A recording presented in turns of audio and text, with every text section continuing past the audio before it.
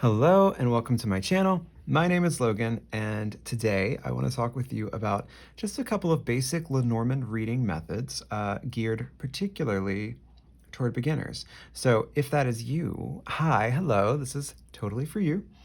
And I hope you'll indulge me by sticking around and seeing if any of these reading methods might work for you.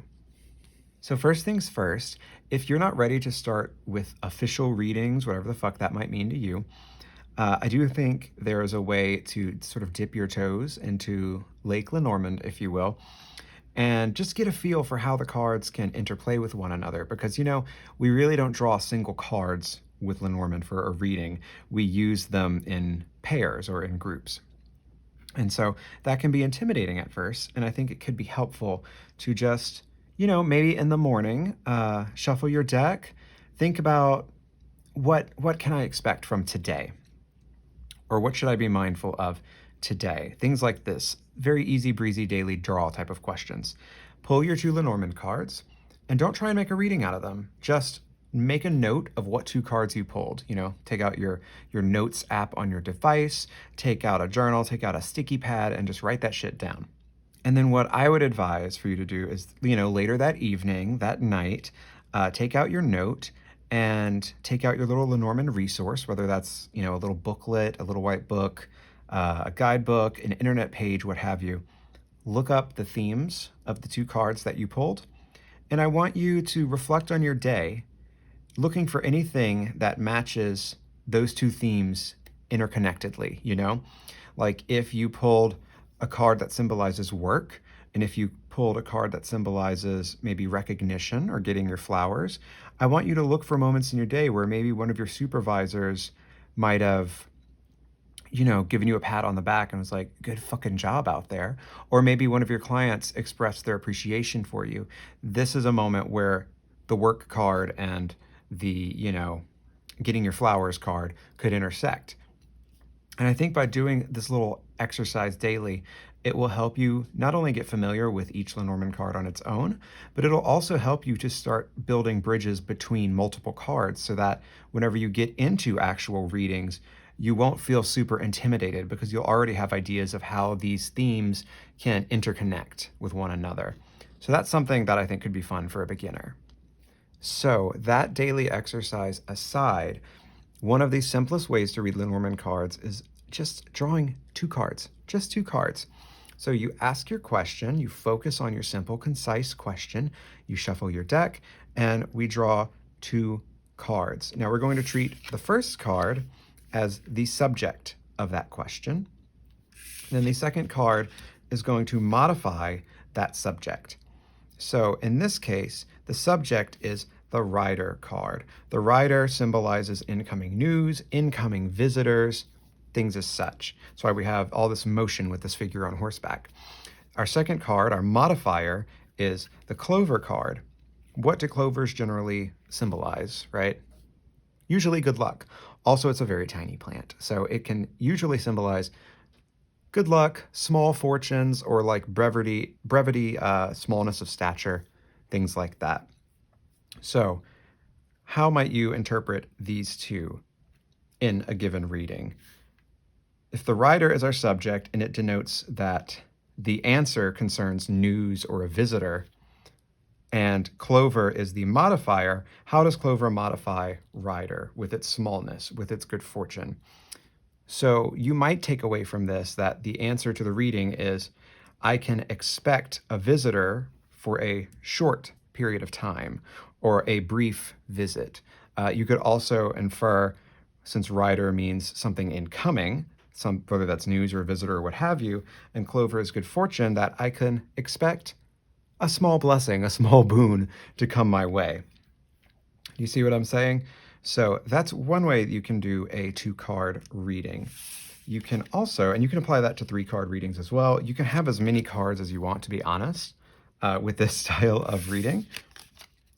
Now, if you're not super fond of doing the whole subject modifier type of thing in your readings, another way you can look at it is to go from left to right, sort of like telling a story, like you're reading a picture book. So I actually use a real question for this reading that we're about to do. I have a kind of difficult time sometimes just making stuff up for cold readings. I like to have the context of an actual question. It's just how my brain works. So for this one, my partner and I, we've invited our next door neighbor, Dorothy, over for dinner tomorrow. And basically, I just want to know what I can expect from dinner tomorrow night with Dorothy. So that's what I asked. So the cards that we got in response: our moon, which symbolizes, it can symbolize recognition, intuition, our emotions, dreaming, things like that. I also pulled stork, which is symbolic of things changing for the better, leveling up, things like, migrating here or there, returning from something, in other words. And then I also pulled coffin, which, fret not, it doesn't always mean death. It very typically can either symbolize figurative endings or transformations, because what happens when something ends, right? Can energy or matter truly be destroyed? No, right? It takes another form. And so that's how coffin can often be transformative, even if something is sometimes ending within it. So, using the line method, what can I expect from our dinner tomorrow night with Dorothy? I would say I can expect a recognition or a revelation, if you will, of things changing for the better through some type of ending or some type of overall transformation. Something that was no longer is and has become something different.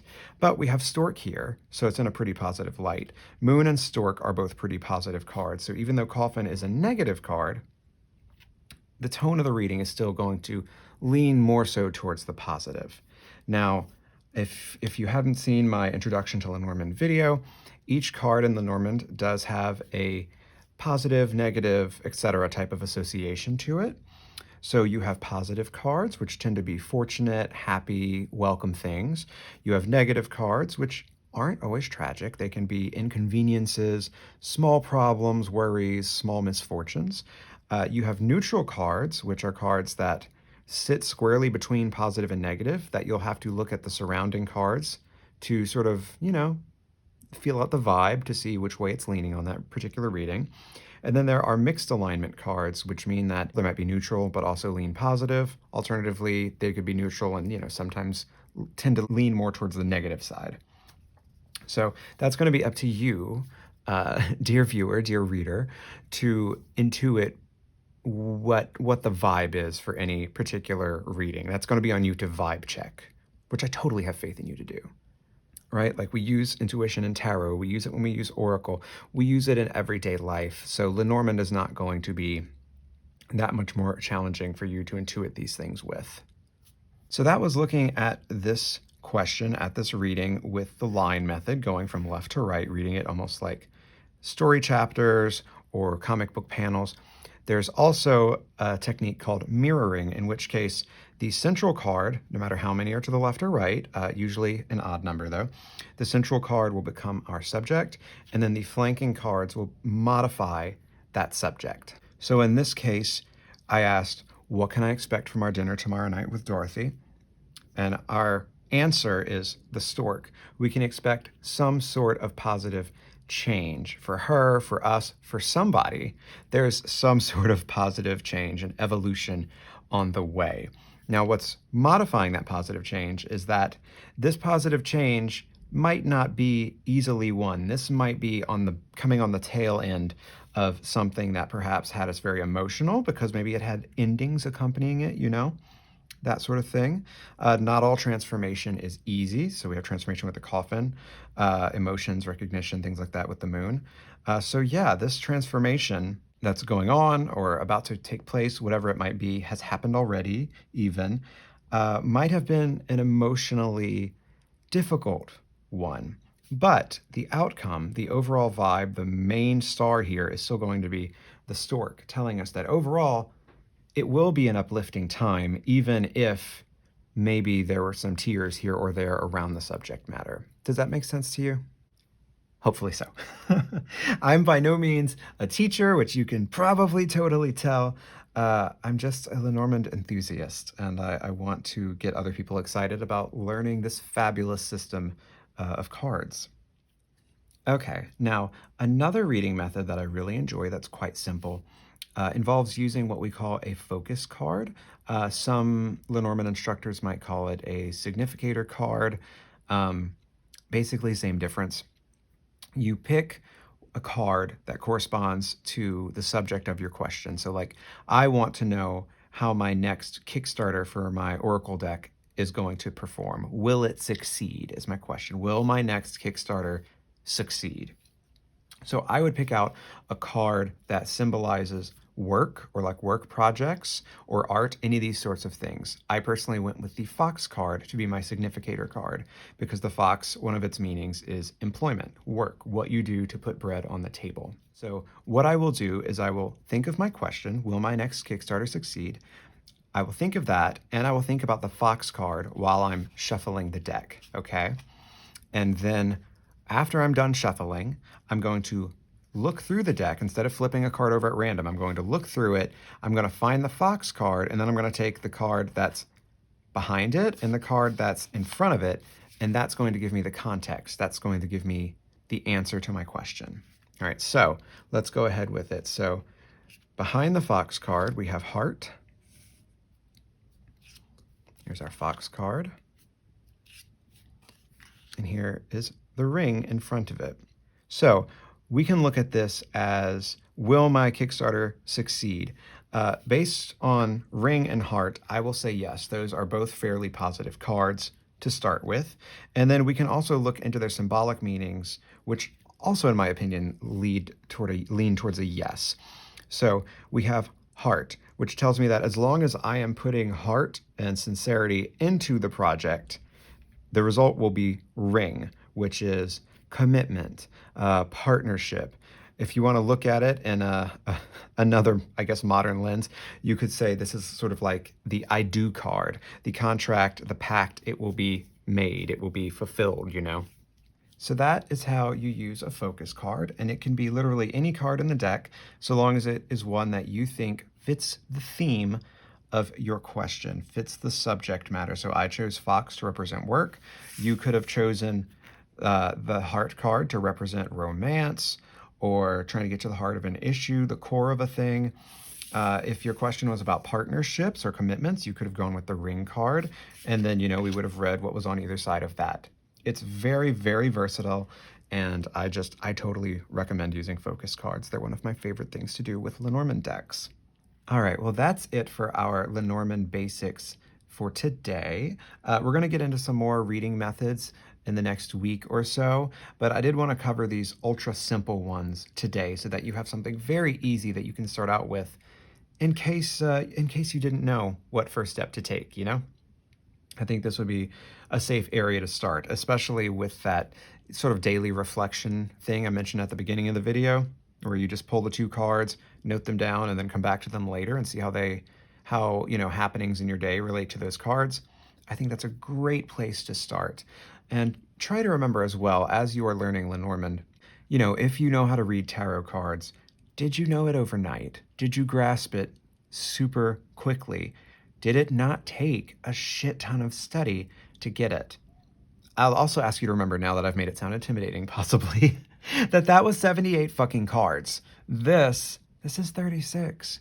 This is 36 core cards. Now, you might find decks that have 38 or 40 if they include a few bonus cards or extra people cards so that you can diversify your readings for your querents. That's, you know, neither here nor there. The majority of what you need to know is these 36 simple cards, and you are totally capable of doing it, okay? I can do it. I'm dense in so many ways and very slow on the uptake in others. So if I can do it, you absolutely can do this. You have got this in the bag. It's a great system, and I hope you will give it a shot and indulge yourself, give yourself the time to try and get familiar with it, to try and learn it.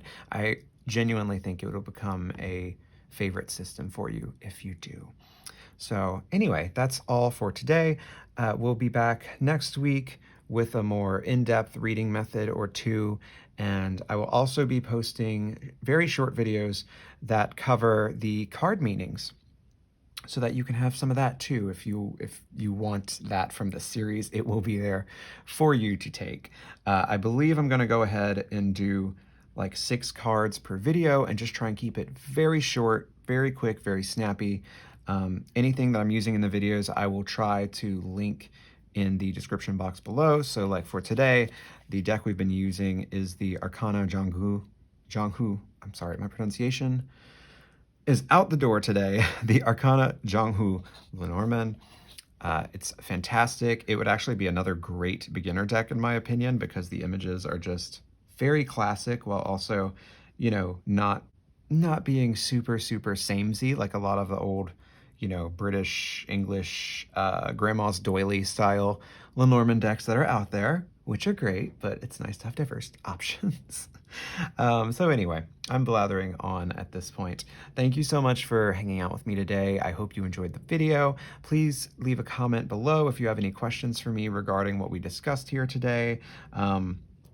If you are a, experienced Lenormand reader at the moment and you have any other tips or tricks to help newbies get their journey underway, by all means, feel free to weigh in the comments below.